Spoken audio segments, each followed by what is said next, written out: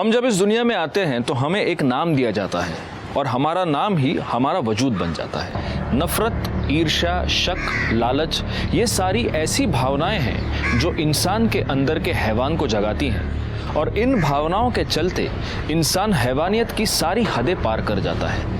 नमस्कार, मैं senior inspector Rajesh Yadav crime petrol Dastak के आज के इस भाग में आप सबका स्वागत करता हूं। आज मैं आपको उस केस के बारे में बताने जा रहा हूं जो अक्टूबर 2018 में मेरे सामने आया था, जब मैं पुणे के कोंढवा पुलिस स्टेशन में पोस्टेड था। वैसे तो एक इंसान की जान लेना अपने आप में एक संगीन अपराध है, लेकिन यहाँ पर एक इंसान की जान लेने के बाद जिस तरह से उसकी लाश के टुकड़े करके उसका वजूद मिटाने की कोशिश हुई, वो कोशिश बहुत ही डरावनी थी।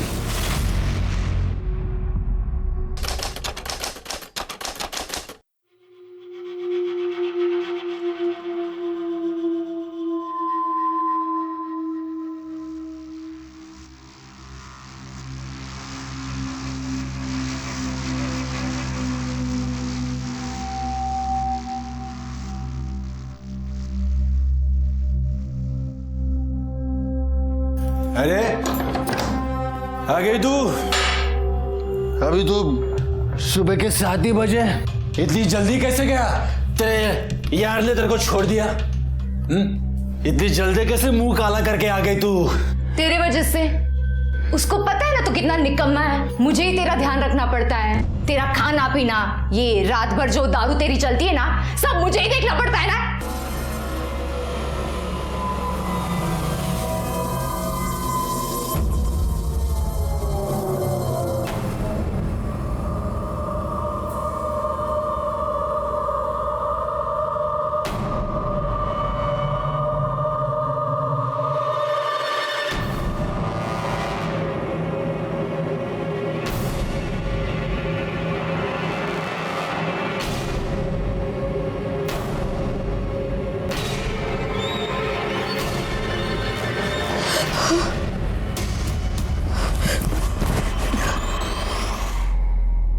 सिद्धांत, वो मैं नमिता के साथ। चुप।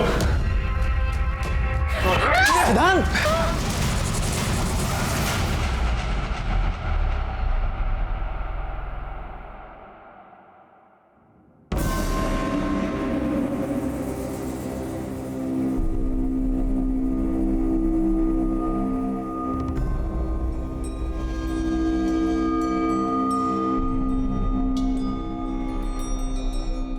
अभी तो तेरे को इतने में ही छोड़ा है, अभी भी नहीं सुधरी ना तू?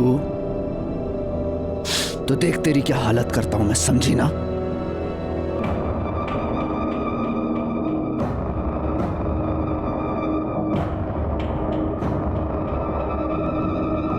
हाल तो अब मैं तेरा करूंगी। तुझे तेरे किए की सजा जरूर मिलेगी। छोड़ूंगी नहीं मैं तुझे।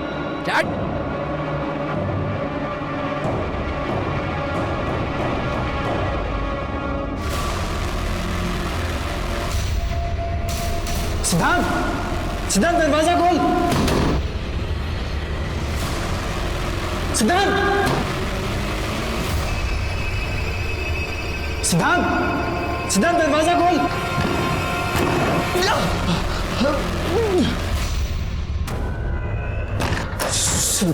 सिद्धांत, ये क्या किया तूने? पागल हो गया तू? सिद्धांत उठ। क्या किया तूने? हाथ निकाल। तू हाथ मत लगा मुझे। सिद्धांत, माफ कर दे यार, दोबारा नहीं होगा ऐसा। गलती होगी मुझसे। गलती नहीं, तूने जानबूझ के किया है मेरे साथ। शायद मुझ में ही कोई कमी है। मैं प्रॉमिस करता हूँ कि आज के बाद मैं नमिता को कभी नहीं मिलूंगा। I don't trust you, लेकिन फिर भी मैं ऐसा कुछ करूंगा कि तू चाह कर भी उसे नहीं मिल पाएगा।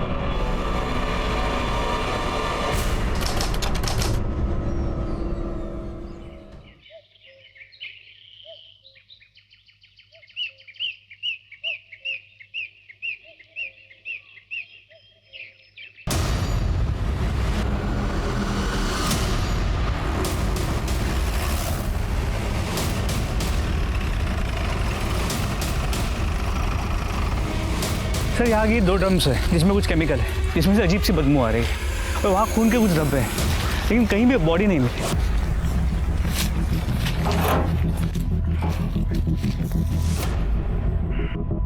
ये क्या है ये?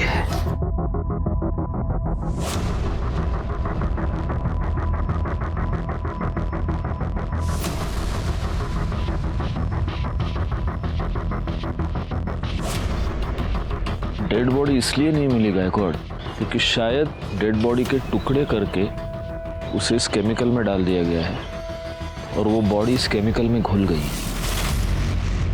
अब ये पता करना होगा कि ये बॉडी किसी जानवर की है या किसी इंसान की। वो खून के धब्बे क्या बोल रहे थे? सर यहाँ पे कुछ मांस के टुकड़े भी मिले हैं, ये देखिए। खून भी सूख चुका है, लेकिन जिस मात्रा में यहाँ पे खून है लगता है बॉडी को यहीं काटा गया होगा। फॉरेंसिक टीम को बुला। हमें सबसे पहले ये पता करना होगा गायकवाड़ कि इतनी भारी मात्रा में ये केमिकल यहाँ पर कैसे आया और ये केमिकल एग्जैक्टली है क्या। दूसरी बात ये कि ये बॉडी एग्जैक्टली किसकी है, मतलब किसी इंसान की है या किसी जानवर की है। एक काम करो गायकवाड़, आजू बाजू के पुलिस स्टेशन में पिछले 5-7 दिनों में जितने भी मिसिंग केसेस हुए हैं उन सब की डिटेल्स निकालो। और हाँ, दूसरी बात, वो जो मांस के टुकड़े हैं उनको कलेक्ट करके एविडेंस के लिए भेज दो। साहब मेरा बेटा 1 हफ्ते से गायब है साहब, पता नहीं उसका क्या हुआ, प्लीज उसे ढूंढिए साहब, कहाँ गया पता नहीं चला साहब, प्लीज। करडे काय गड़बड़ है?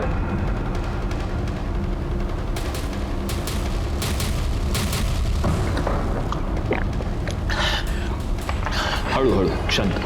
साहब मेरा बेटा अमित यहाँ पुणे में चंदन नगर में रहता है। 1 हफ्ते पहले मेरी उसके साथ फोन पे बात हुई थी, वो बहुत ही परेशान लग रहा था।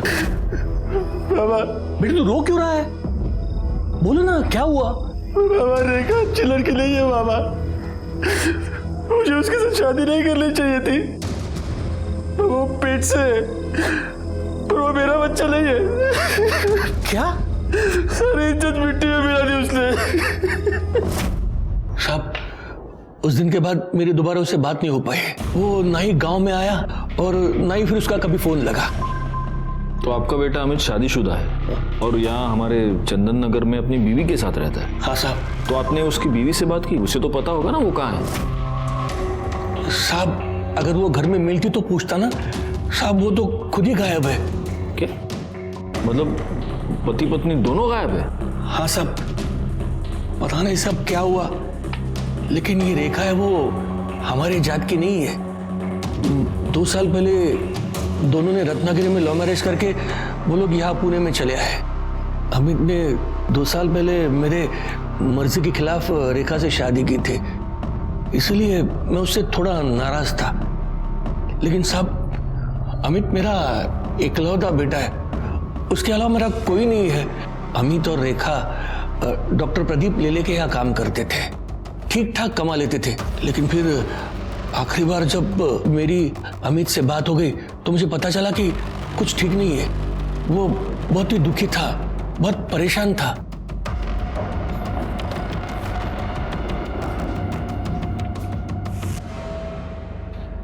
सर ये फोरेंसिक रिपोर्ट के बारे में कुछ बात करनी थी। आप 2 मिनट बैठिए, मैं आता हूँ।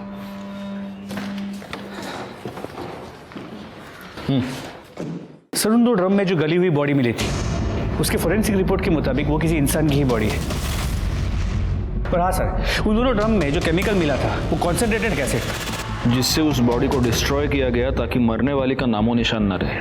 जी सर। और सर रिपोर्ट के मुताबिक मर्डर बॉडी मिलने से 3-4 दिन पहले हुआ था, मतलब पॉसिबल है कि ये मर्डर 6 या 7 तारीख को हुआ हो। खैर एक काम करो सर, सबसे पहले तो ये पता करो कि इतनी भारी मात्रा में एसिड आया कहाँ से। Yes sir. शहर में जितने भी सप्लायर्स हैं उन सबसे पता करो। Yes sir. गायकवाड़ तुम आओ जरा मेरे साथ। हाँ नंतर बोल दो। हाँ बताइए। साहब बताना क्या है, मैं तो सिर्फ यही चाहता हूं कि आप मेरे बेटे को ढूंढ दीजिए। साहब मुझे पूरा यकीन है कि डॉक्टर लेले ने और रेखा ने मेरे बेटे को गायब कर दिया है और वो रेखा कहीं छुप गई है। आप इतने यकीन के साथ कैसे कह सकते हैं कि आपके बेटे को रेखा और डॉक्टर लेले ने गायब किया है? रेखा भी तो गायब है। ऐसा भी तो हो सकता है कि आपने और आपके बेटे ने मिलकर रेखा को गायब किया है और अब आपका बेटा अंडरग्राउंड हो गया है और आप यहाँ पर उसकी मिसिंग कंप्लेंट लिखवाने आए हैं ताकि हमको आप दोनों पर शक ना हो। साहब आप ये क्या कह रहे हैं साहब? मैं तो अपने बेटे की कंप्लेंट लिखवाने आया था और आप उल्टा मुझे ही फंसा रहे हैं। साहब आप ही बताइए, मतलब इतना बड़ा ब्यूटी पार्लर कौन किसी को फ्री में चलाने के लिए देगा? साहब अमित ने मुझे पूरी बात बता दी थी। बेटे की मजबूरी में मैं आपसे मिलने आया। पता नहीं मेरा बेटा कहाँ होगा, किस हाल में होगा। आप उसे ढूंढने की बजाय मुझ पर शक कर रहे हैं। देखिए, हमारा काम सवाल पूछना है और हम हमारा काम कर रहे हैं। फिलहाल आप एक काम कीजिए, अमित और रेखा दोनों की डिटेल्स यहां पर लिखवा दीजिए। जैसे ही हमें कुछ भी पता चलेगा हम आपको इन्फॉर्म कर देंगे। शंकर के मुताबिक उसकी अमित से आखिरी बार बातचीत 6 तारीख को हुई और 6 तारीख के बाद अमित और रेखा दोनों गायब हैं। वो जो एसिड में डालकर लाश डिस्ट्रॉय की गई थी, उसके फॉरेंसिक रिपोर्ट के मुताबिक वो मर्डर भी तो 6 या 7 तारीख को ही हुआ था। कहीं ये दोनों केसेस कनेक्टेड तो नहीं है? एक काम करो गायकवाड़, फॉरेंसिक टीम को लेकर अमित के घर जाओ और वहां से डीएनए सैंपल्स कलेक्ट करो।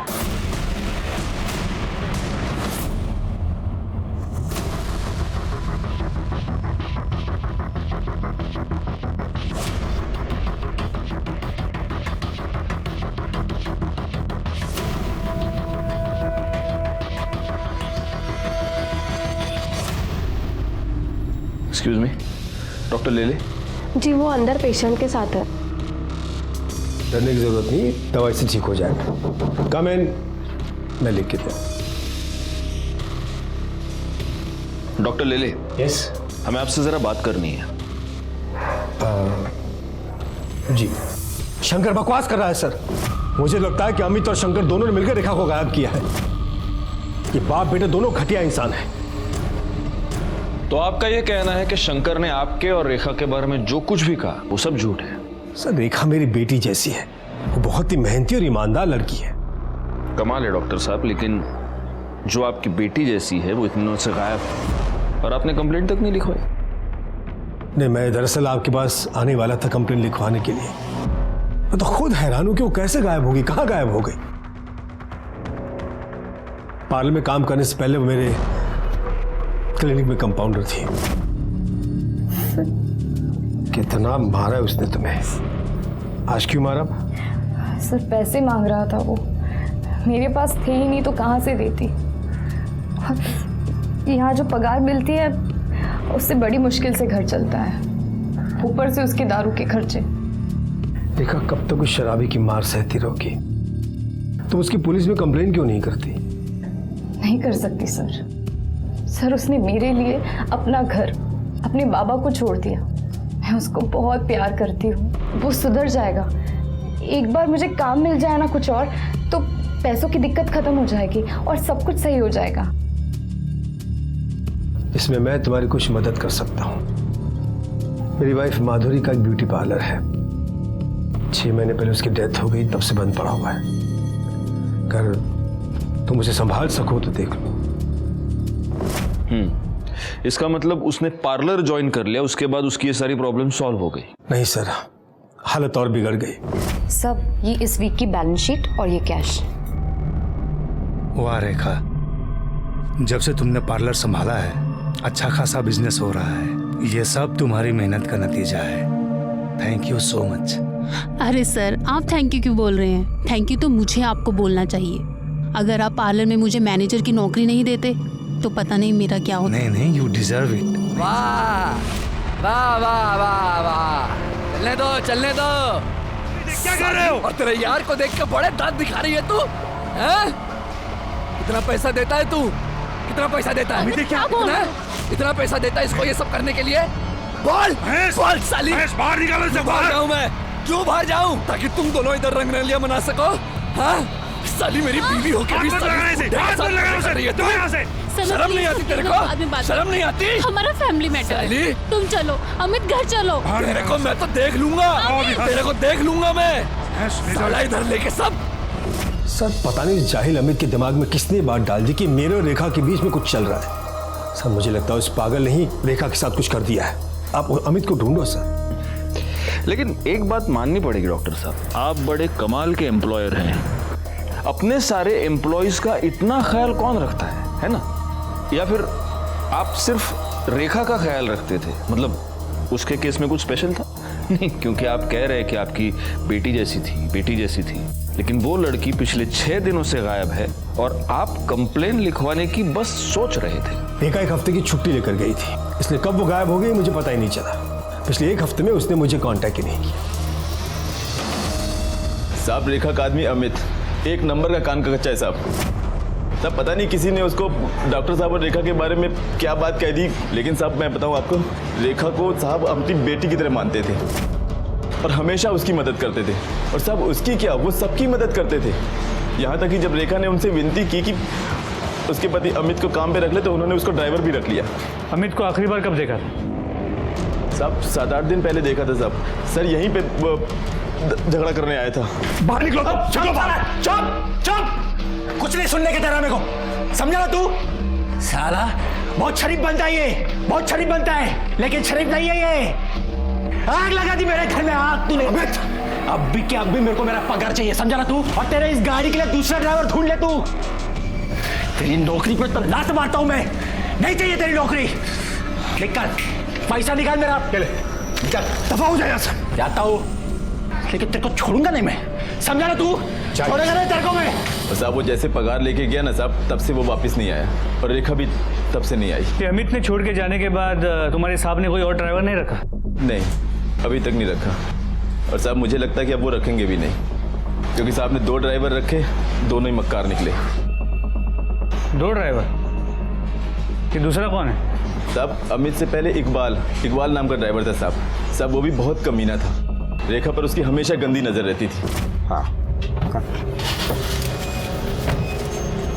ये रेखा, मैं तेरा ड्राइवर नहीं हूँ, डॉक्टर साहब का हूँ। मालकिन बन के पीछे बैठ रही है। आ गया, हाँ आ गया।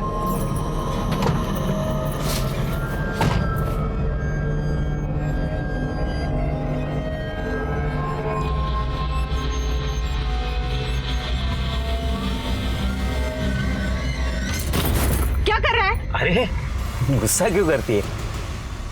इतने तेरे अच्छे कान के। बहुत हो गया अब तेरा। औकात क्या है तेरी? शर्म नहीं तुझे ऐसी हरकत करते हुए? रेखा, इसे खींच के थप्पड़ मारो, ताकि दोबारा किसी लड़की के साथ ऐसा करते हुए 10 बार सोचे।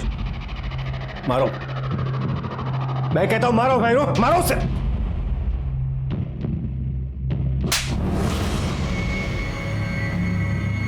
ला, गाड़ी की चाबी ला, निकाल जल्दी और दफा हो जा।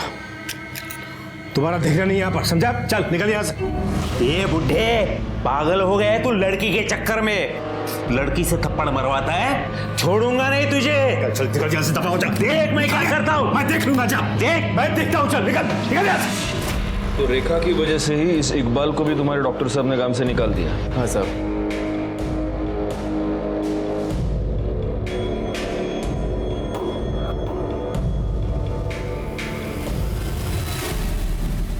ठीक है। नहीं साहब, हमारे यहाँ तो बहुत छोटी स्केल में सप्लाई होता है, इतनी बड़ी क्वांटिटी में नहीं होता है। और वैसे भी हमारा ज्यादातर सप्लाई एजुकेशन इंस्टीट्यूट में होता है। और कोई अगर चाहता भी है कि इतना बड़ा केमिकल सप्लाई किसी को करे, तो वो कंपनी रजिस्टर होना जरूरी होती है। क्या आप मुझे पुणे और आसपास की कंपनीज की लिस्ट दे सकते हैं जो इतनी क्वांटिटी में केमिकल्स खरीदती और बेचती है? क्यों नहीं साहब, आइए ना। इस रमेश ने जो हमें इन्फॉर्मेशन दी है वो हमारे बहुत काम आ सकती है गायकवाड़। बस एक बात मैं समझ नहीं पा रहा हूँ, यही इन्फॉर्मेशन हमें डॉक्टर लेले ने क्यों नहीं दी? सर समझ में तो ये भी नहीं आ रहा है कि ये डॉक्टर हमारी बातें ऐसे छुप के क्यों सुन रहा था। इसकी वजह कोई भी हो सकती है। इन बातों के जवाब हमें इकबाल देगा। एक काम करो, उसको पुलिस स्टेशन बुलाओ। और एक और बात गायकवाड़, इस डॉक्टर लेले के ब्यूटी पार्लर में भी पूछताछ करो। पता तो चले कि इस डॉक्टर ने हमें जो कहानी सुनाई है वो सच है भी या नहीं। रेखा बहुत अच्छी लड़की है, मेहनती भी है, सब पर ध्यान देती है और सबका ख्याल भी रखती है। उसका पति अमित, उसे जानते हैं आप? हाँ साहब, लेकिन वो मुझे समझ में नहीं आया। शुरू में रेखा से वो बहुत प्यार करता था और बहुत ध्यान देता था और रोज आता भी था वो। काम में लेट तो होता है साहब, पर रेखा तो कुछ और ही थी। कुछ और मतलब? रेखा पर डॉक्टर साहब कुछ ज्यादा ही मेहरबान थे। और देखिए ना साहब, हम सभी लड़कियों के पास काफी सालों का एक्सपीरियंस है और रेखा तो फ्रेशर थी, फिर भी उसे सीधा मैनेजर बना दिया। तो आपको लगता है कि डॉक्टर और रेखा का अफेयर चल रहा था? देखकर तो कुछ ऐसा ही लगता है साहब। खाली दिमाग शैतान का घर होता है, और अमित के साथ भी यही हो रहा था, और वो रेखा की जान लेने पे तुला था। चल अमित, क्या कर रहे हो? छोड़ो उसे। जाओ यहाँ से अभी, बाहर निकलो यहाँ से। जाओ, तेरे को मैं जाओ, देख लूंगा। तेरी तो साली अपने यार की वजह से नखरा कर रही है ना तू। तुम दोनों को छोड़ूंगा नहीं मैं, मार डालूंगा तुम दोनों को। रेखा के घर से उसे कोई मिलने आता था? सर उसके घर से तो कोई नहीं आता था, पर उनके ससुर आते थे, ठीक सैलरी मिलने के टाइम पे। उसका ससुर, वो शंकर? जी सर, रेखा हर महीने 10 से 20 हजार रुपए अपने ससुर को देती थी। ये तेरी मेरे बेटे को फंसाने की कीमत है। लेकिन वो इतने सारे पैसे उसे देती क्यों थी? ये सब तो उसने कभी नहीं बताया। यहाँ पार्लर में रेखा सबसे ज्यादा बात किससे करती थी? सुनीता से। पर सुनीता आज पार्लर में नहीं है, शादी में गई है ना, इसलिए छुट्टी पर है। सर, ये शंकर तो खिलाड़ी लग रहा है। अब तो ये बिल्कुल पॉसिबल है कि शंकर ने अपने बेटे अमित के साथ मिलकर रेखा को मारा हो और फिर वो अंडरग्राउंड हो गया, और इस अमित का फोन 5 तारीख से स्विच ऑफ आ रहा है। लेकिन रेखा को मारने का मोटिव जितना शंकर और अमित के पास है, उतना ही डॉक्टर लेले के पास भी तो है।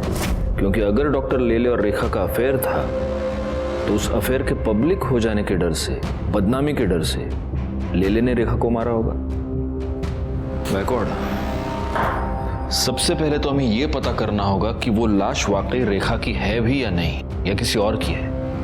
फॉरेंसिक से जल्द डीएनए रिपोर्ट मंगाओ। जी सर, लेकिन अभी ये समझ में नहीं आ रहा कि रेखा की ऐसी क्या मजबूरी होगी कि वो अपने ससुर को पैसे देती। इसका जवाब शायद एक आदमी हमें दे सकता है। सर, अमित जब कुछ काम नहीं करता था तो उसके बाप शंकर से पैसे लेता था। शंकर इसी बात का फायदा उठा रहा था। उसने अमित के सामने एक डील रखी थी, या तो वो उसका पैसा वापस कर दे या रेखा को छोड़ दे। रेखा बेचारी अकेली अपनी शादी बचाने के लिए उसके पति का कर्जा चुका रही थी।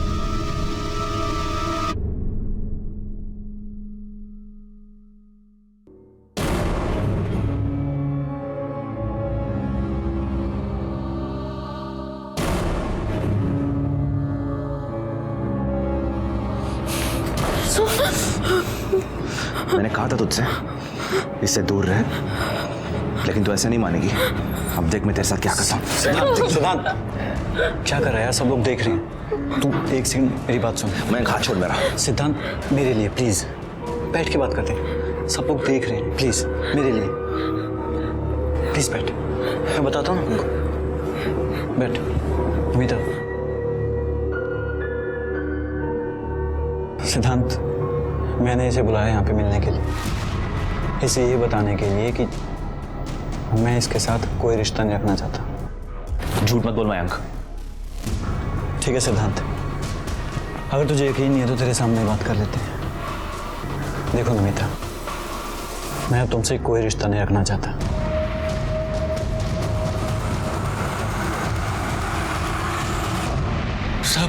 सब क्या हुआ है? मुझे यहाँ क्यों बिठा के रखा है?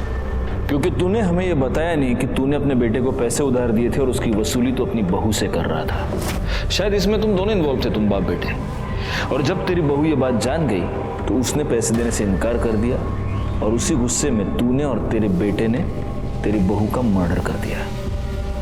अब बता, रेखा को कैसे मारा, और ये भी बता कि तेरा बेटा अमित अभी कहाँ छुपा बैठा है। साहब, मैं क्यों मारूंगा रेखा को? हाँ, मैं उससे पैसे जरूर लेता था ताकि उस पर दबाव बढ़ा सकूं और वो तंग आकर अमित के साथ अपने गांव वापस चली जाए और मैं उनकी शादी बचा सकूं। अगर वो डॉक्टर लेले के साथ रहती तो कुछ नहीं बदलता साहब, और उसके पैसे की मुझे कोई जरूरत नहीं थी साहब। मेरे पास भगवान का दिया हुआ सब कुछ है, और मेरे बाद में वो उन दोनों का ही होना था ना साहब। मैं सच कह रहा हूँ, मैंने कुछ नहीं किया, और अमित और रेखा कहाँ है मुझे नहीं पता। सच बोल रहा हूं साहब। डॉक्टर लेले ने रेखा को अपने पार्लर का इंचार्ज बना दिया, जिससे रेखा की फाइनेंशियल प्रॉब्लम सॉल्व हो गई। लेकिन उसके बाद रेखा का ससुर शंकर रेखा से पैसे मांगने लगा और रेखा का पति अमित रेखा पर शक करने लगा। अब रेखा और अमित दोनों गायब है। शंकर डॉक्टर लेले पर इल्जाम लगा रहा है और डॉक्टर लेले शंकर और अमित दोनों पर शक कर रहे हैं। ये केस तो सुलझने के बजाय ज्यादा उलझता ही जा रहा है गायकवाड़।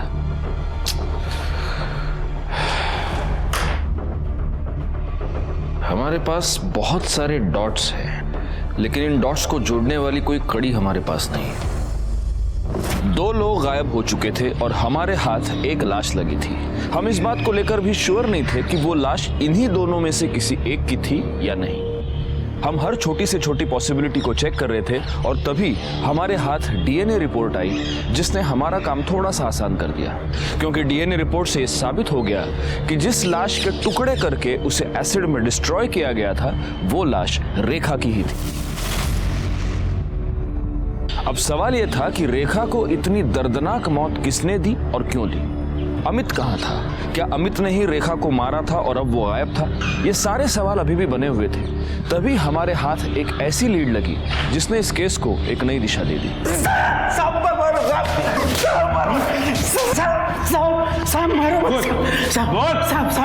सब बता दो सब माना अपन ने बदतमीजी किया था, लेकिन उसने भी तो साहब सब लोगों के सामने अपन को थप्पड़ मारी ना साहब, इसलिए सब बराबर हो गया ना साहब। ये सब बराबर हुआ नहीं, तूने बाद में किया।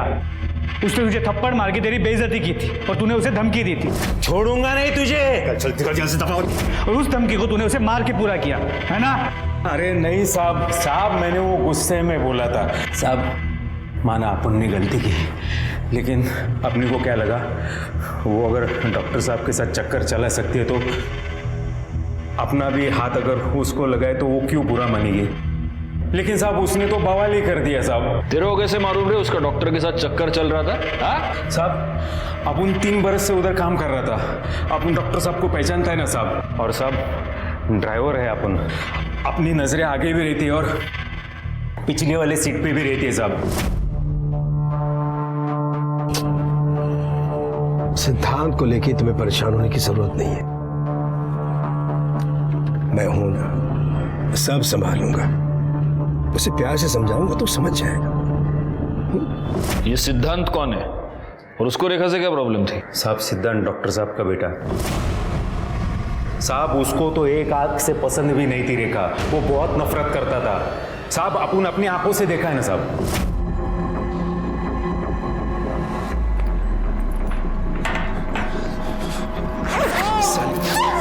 बाबा से छोड़ो, क्या कर रहे हो तुम? वैसे कहीं क्यों? तुम्हें हिम्मत कैसे उसे हाथ लगाने की? निकल जा मेरे घर से, निकल जा मेरे घर से। आज के बाद मेरे घर में कदम मत रखना। आउट।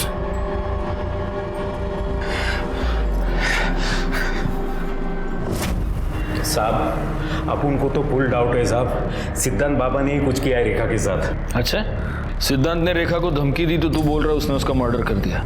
धमकी तो तूने भी दी थी साले, तो इसका मतलब तूने भी मर्डर किया? साहब अपन काय को मर्डर करेगा साहब? जिस दिन अपना वो घर छूटा, उस घर से अपना वास्ता उसी दिन से छूट गया साहब। तू नाटक बहुत अच्छा करता है रे इकबाल। करडे याची सगळी नाटकं बाहेर काढा। साहब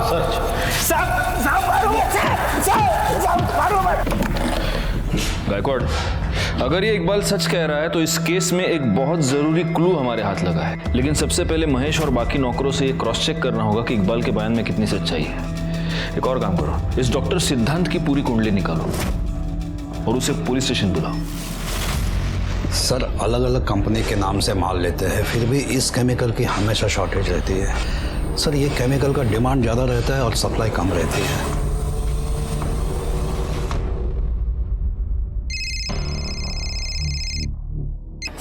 हाँ बोला सर। एक खास इन्फॉर्मेशन मिली है, केमिकल्स की शॉर्टेज पूरी करने के लिए एक ही कंपनी अलग अलग नाम से केमिकल्स खरीदती है। इसका मतलब ये हो सकता है कि किलर ने अलग अलग आईडीज यूज करके एसिड खरीदा। Yes sir. एक काम करो, ये पता करो कि किन किन कंपनीज ने अलग अलग आईडीज का इस्तेमाल करके एसिड खरीदा है, और हो सकता है कि ये एसिड रेखा की मौत के कुछ दिन पहले खरीदा गया हो। Right sir. तुमने रेखा के साथ मारपीट की थी क्योंकि वो और उसका पति मेरे बाबा को बेवकूफ बना रहे थे, हमारा सब कुछ हड़पना चाहते थे। तुमने उसे यह धमकी भी दी थी कि तुम उसको जान से मार डालोगे और तुमने मार दिया। सर धमकी मैंने गुस्से में दी थी, मैंने उसे नहीं मारा सर, मैंने कुछ नहीं किया। अगर लोगों की बातों में आकर तुम उसे धमकी दे सकते हो तो तुम उसे मार क्यों नहीं सकते? हाँ सर, मैंने लोगों से सुना था, लेकिन मैंने यकीन तब किया जब बाबा ने मुझे खुद कहा कि रेखा के पेट में जो बच्चा है वो उनका है। डैड, मैं कब से आपसे कुछ पूछ रहा हूँ। रेखा के पेट में आपका बच्चा है? क्या बकवास कर रहा है तू? क्या आप उसके बच्चे के बाप हैं? सिद्धार्थ, तुम्हारी हिम्मत! आज मैं आपसे नहीं डरने वाला।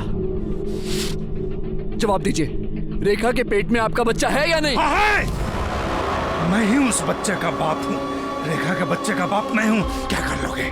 बोलो क्या कर लोगे तुम? सर, उस दिन के बाद से मैं बाबा से कभी नहीं मिला, ना ही उनकी शक्ल देखी। 6 अक्टूबर को रेखा गायब हुई, उस दिन तुम कहाँ थे? सर 5 अक्टूबर से 9 अक्टूबर मैं चेन्नई में था, मेडिकल कॉन्फ्रेंस अटेंड कर रहा था। आप क्रॉस चेक कर सकते हैं। ठीक है, तुम जा सकते हो। Thank you. गायकवाड़, इसका स्टेटमेंट क्रॉस चेक करो, इसके मोबाइल लोकेशन, कॉल डिटेल सब कुछ निकालो और नजर रखो इस पर।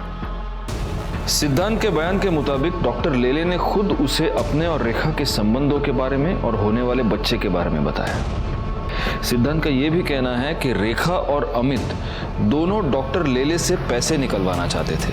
अब हो सकता है कि डॉक्टर लेले को यह बात पता चल गई हो और उसी ने अमित और रेखा दोनों का मर्डर कर दिया हो। रेखा की बॉडी के बारे में हमें पता चल चुका है, लेकिन अमित का अभी तक कोई पता नहीं। सर, अगर उस डॉक्टर से अपनी तरह से उगलवाए तो? नहीं, जब तक हमारे पास कोई पुख्ता सबूत नहीं है हम डॉक्टर को उठा नहीं सकते, वो बेल पर छूट जाएगा। हमें सबसे पहले ये पता करना होगा कि डॉक्टर की इस पूरे मैटर में एग्जैक्टली क्या इन्वॉल्वमेंट है, तभी उस पर हाथ डाल सकते हैं। सर, हमने शंकर सावंत को बहुत ढूंढा पर वो कहीं नहीं मिला। एक काम करो, उसका फोन सर्विलेंस पे डाल दो और जैसे ही ऑन होता है उठा लो उसको। सर। गायकवाड़, उस अमित के फोन का क्या स्टेटस है? सर, उसका फोन कंटिन्यूसली स्विच ऑफ आ रहा है, लेकिन रेखा की कॉल रिकॉर्ड से मोबाइल लोकेशंस आ गए हैं। जिस दिन वो गायब हुई थी वो मैटरनिटी क्लिनिक गई थी और उसी दिन उसने अपने एक अच्छी दोस्त और कलीग सुनीता उसे 5 से 6 बार कॉल किया था। सर, ये आपसे मिलना चाहती हैं। जी कहिए। सर, मैं सुनीता, रेखा की कलीग और दोस्त। आपने बुलाया था मुझे? ओह यस, बैठिए बैठिए। एक बात बताइए सुनीता जी, 6 तारीख को आपकी रेखा से फोन पर बात हुई थी? हाँ सर, हम उस दिन मिले भी थे। कितने बजे? सुबह 10 बजे। उसके पति को ऐसा लगता था कि रेखा के पेट में जो बच्चा है वो डॉक्टर प्रदीप का है, इसलिए वो अबॉर्ट करना चाहती थी बच्चा। तो रेखा का पति रेखा पर शक करता था, इसलिए रेखा ने अपने बच्चे को अबॉर्ट करवा दिया? सर, शक की वजह से नहीं सर, दरअसल वो बहुत दुखी थी। उसने हॉस्पिटल से आते वक्त मुझे ये बताया था। अगर ये बच्चा आता तो वो नाजायज ही कहलाता। मुझे कुछ हो जाए आगे तो उसे कौन पालता? ठीक है, आप जा सकती हैं। अगर जरूरत पड़ी तो हम आपको वापस बुला लेंगे। ठीक है सर। Thank you. पाटिल भाई, जरा गायकवाड़ला पाठव। Okay sir. सर। गायकवाड़, रेखा के फीटस के साथ अमित और डॉक्टर लेले दोनों का डीएनए मैच करके देखो, क्योंकि पॉसिबिलिटी ये है कि ये बच्चा डॉक्टर लेले का ही है और इसीलिए अमित ने उसे अपनाने से मना कर दिया। और डॉक्टर लेले ने भी सोसाइटी प्रेशर की वजह से, अपने बेटे के प्रेशर की वजह से उसे अपनाने से मना कर दिया। अब रेखा को अबॉर्शन करवाने के अलावा कोई और चारा नहीं था, लेकिन डॉक्टर लेले ये नहीं जानता था कि रेखा ने अबॉर्शन करवाया है, इसलिए अपने आप को बचाने के लिए उसने रेखा को और अमित को दोनों को गायब कर दिया। शायद डॉक्टर लेले को ये लगा हो कि रेखा के गायब होने का इल्जाम अमित पे लग जाएगा और वो साफ बच जाएगा। एग्जैक्टली। इस डॉक्टर लेले को पुलिस स्टेशन बुलाओ। सर।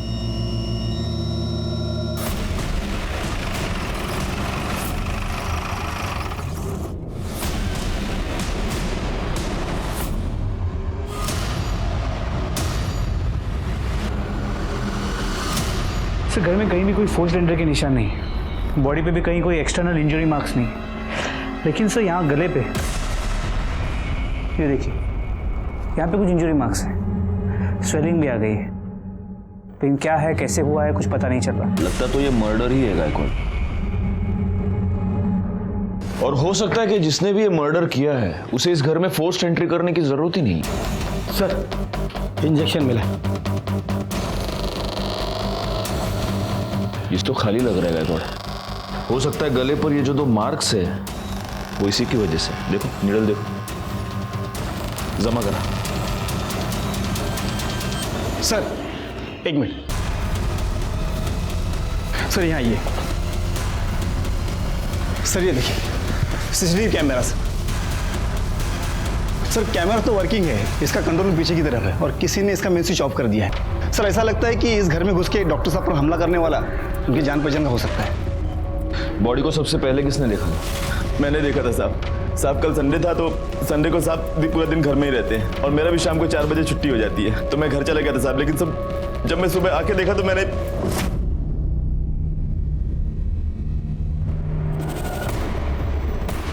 साहब साहब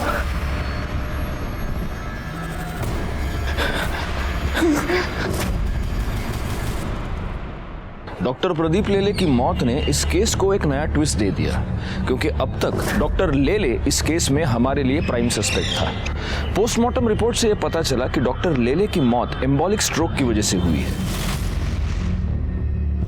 जिसकी वजह से उनका ब्लड सर्कुलेशन गड़बड़ा गया, उन्हें हार्ट अटैक आया और उनकी मौत हो गई। मर्डर का यह तरीका एक डॉक्टर के लिए बहुत आसान था और तभी हमारे सामने एक ऐसा नाम आया जिसे रेखा और डॉक्टर लेले दोनों से प्रॉब्लम थी।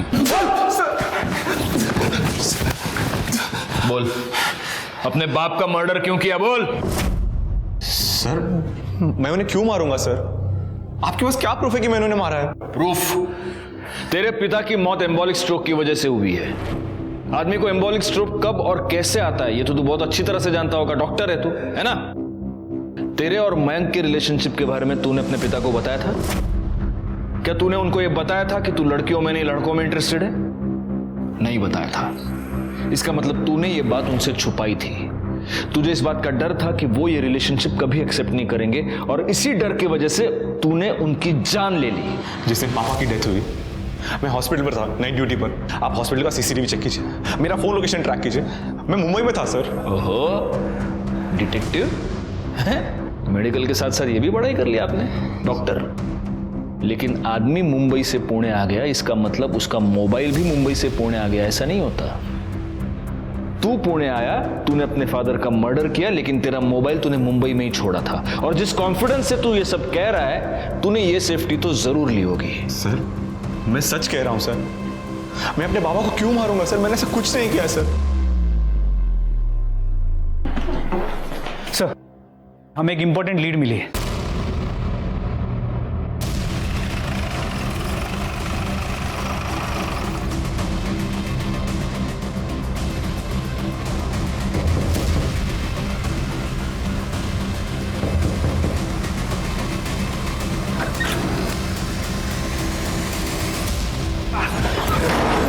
साहब क्या कर रहे हो? आप क्या कर रहे हो? बेटा कहाँ है तेरा? मालूम नहीं साहब। करने घर चेक करा। सर पकड़ो इसे, पकड़ा ला।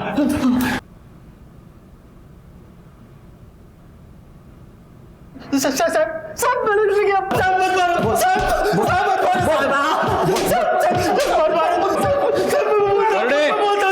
करने बस बोले, अभी पोपट की तरह बोल, वरना करड़े मिर्ची लेके आ जाएगा, समझा? चल बोल। मेरे से मैं बहुत प्यार करता था साहब, लेकिन उसने मेरे को बहुत धोखा दिया साहब। डॉक्टर का बच्चा अपने पेट में लेके घूम रही थी साहब। वो डीएनए टेस्ट से यह साबित हो चुका है कि रेखा के पेट में जो बच्चा था वो तेरा बच्चा था।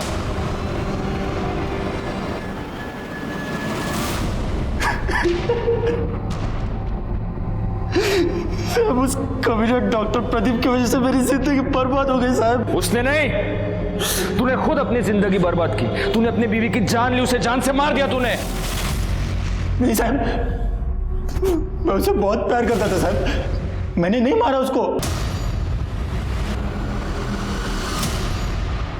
साहब उस कमीना डॉक्टर प्रदीप की वजह से मेरी जिंदगी बर्बाद हो गई साहब। उसने नहीं, तूने खुद अपनी जिंदगी बर्बाद की। तूने अपनी बीवी की जान ली, उसे जान से मार दिया तूने। नहीं साहब, मैं उससे बहुत प्यार करता था साहब। मैंने नहीं मारा उसको, नहीं मारा साहब। और डॉक्टर प्रदीप को? डॉक्टर प्रदीप को तू नहीं मारा। तुझे ऐसे लगा कि तू उसके घर के सीसीटीवी कैमरा की स्विच ऑफ कर देगा तो हमें पता नहीं चलेगा, लेकिन तू ये भूल गया कि उसके बंगले के आसपास और भी बंगले थे जहां पे सीसीटीवी कैमरा थे, जिसमें तू साफ पकड़ा गया है। अब सीधी तरह से बोल, वरना मिर्ची खाएगा। सर, रेखा की मौत की खबर मैंने अखबार में पढ़ी तो मेरे को बहुत गुस्सा आया साहब। उस डॉक्टर प्रदीप ने उसको जितना चाहा उतना यूज किया और फिर मार डाला साहब। तो उसका मरना भी तो तय था ना। सर, मेरे को पता था कि संडे को वो अकेला रहता है, इसलिए मैं संडे को उसके घर गया, सीसीटीवी का स्विच ऑफ किया। क्या करना है? क्या क्यों आया तुमने को यहाँ से? मेरी बीवी के साथ अच्छा नहीं किया तूने। तो होश में नहीं है मैं, तू जा यहाँ से। क्या करना चाहता है? अभी तू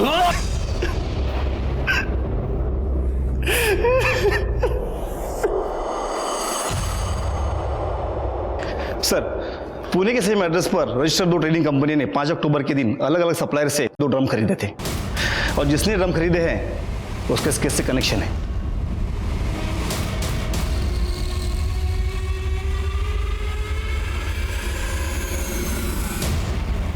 सर, मैं और नमिता एक दूसरे से प्यार करते हैं, लेकिन मेरे पास जॉब नहीं थी और मुझे लग्जरी लाइफस्टाइल की आदत थी, जिसे पूरी करने के लिए मैं सिद्धांत के साथ रिलेशनशिप में था। इस सब का रेखा से क्या लेना देना है? उसको क्यों मारा तूने? सर, क्योंकि सिद्धांत की उसके डैड के साथ लड़ाई हो गई थी और उन्होंने उसे अपनी प्रॉपर्टी से बेदखल करने के लिए कहा था, जिसकी वजह से सिद्धांत काफ़ी परेशान था। पापा ने मुझे धमकी दी कि मुझे घर से निकाल देंगे, जायदाद से बेदखल कर देंगे। पापा बोल रहे थे कि सब कुछ रेखा और उसके बच्चे के नाम हो जाएगा। सिद्धांत अपनी इंटर्नशिप पर था। उसके डैड उसे हर महीने अच्छे खासे पैसे भेजते थे, जिसकी वजह से मेरा खर्चा चलता था। जब मुझे पता चला कि उसके डैड उसे प्रॉपर्टी से बेदखल करने वाले हैं तो मैं डर गया था। मुझे लगा अब मेरी आगे की लाइफ कैसे कटेगी, इसलिए मैंने डिसाइड किया कि मैं रेखा और उसके बच्चे को मार दूंगा। मैं उस पर नज़र रखने लग गया और जब वो हॉस्पिटल से बाहर आई तो काफ़ी देर तक मैंने उसका पीछा किया और जैसे ही मुझे मौका मिला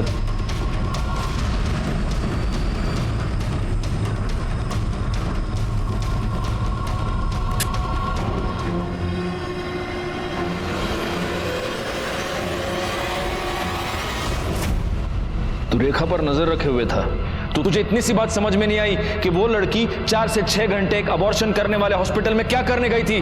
अगर तूने अपना कॉमन सेंस यूज किया होता ना, तो आज तू इस तरह से मेरे सामने नहीं बैठा होता और आज रेखा जिंदा होती।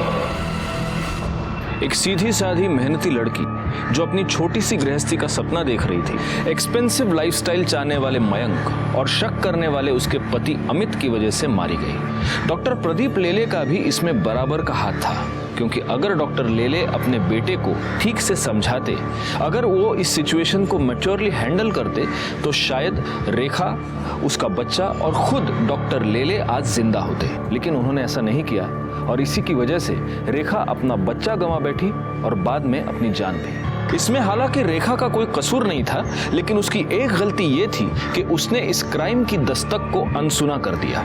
अपने पति का शक और उसकी मार वो सहन करती रही। इस तरह के अत्याचार को आप कभी भी सहन ना करें, क्योंकि अत्याचार को सहन करके आप उसे मिटाते नहीं बल्कि उसे बढ़ावा देते हैं। इसी के साथ मैं सीनियर इंस्पेक्टर राजेश यादव आपसे विदा लेता हूँ। दोबारा मिलूंगा, तब तक सतर्क रहिए और देखते रहिए क्राइम पेट्रोल दस्तक, क्योंकि मकसद बताना नहीं, बचाना है।